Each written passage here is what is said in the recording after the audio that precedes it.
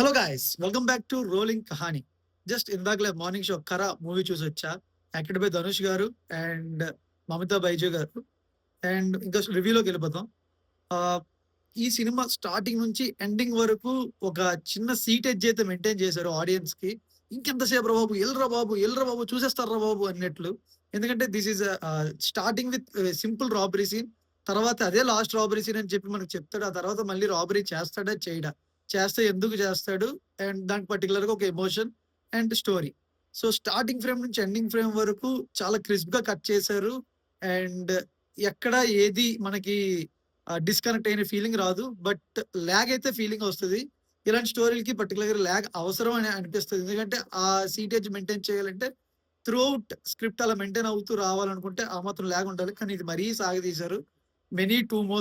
Two slow-mo shots and ఎక్కువ shots phase angle గాని అవి ఎక్కువ పెట్టేయడం జరిగింది. సో, దానివల్ల మనకు కొద్దిగా లాగ్ అనిపిస్తది. అండ్ స్టార్టింగ్ నుంచి ఎండింగ్ వరకు ఒకే ఒక పాయింట్ మీద రన్ అవుద్ది సినిమా. అండ్ ఆహ్, స్టో పాయింట్ కూడా సింపుల్. మనకది రొటీన్ పాయింటే.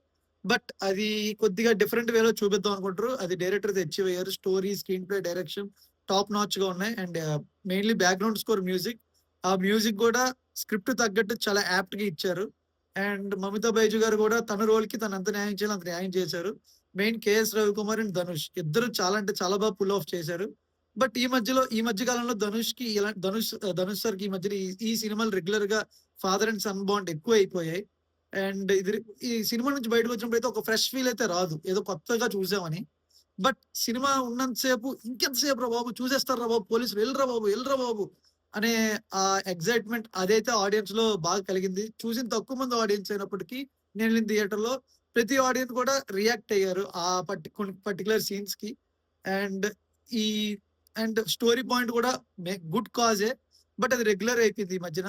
And as per my opinion ఈ థియేట్రికల్ వాచ్ అయితే నాకు అనిపించలేదు. ఎందుకంటే మనకి త్రూఅవుట్ వెబ్ సీరీస్‌లో గాని, ఒక ఓటీటీలో గాని ఇలాంటి కైండ్ ఆఫ్ మూవీస్ చాలా ఎక్కువున్నాయి.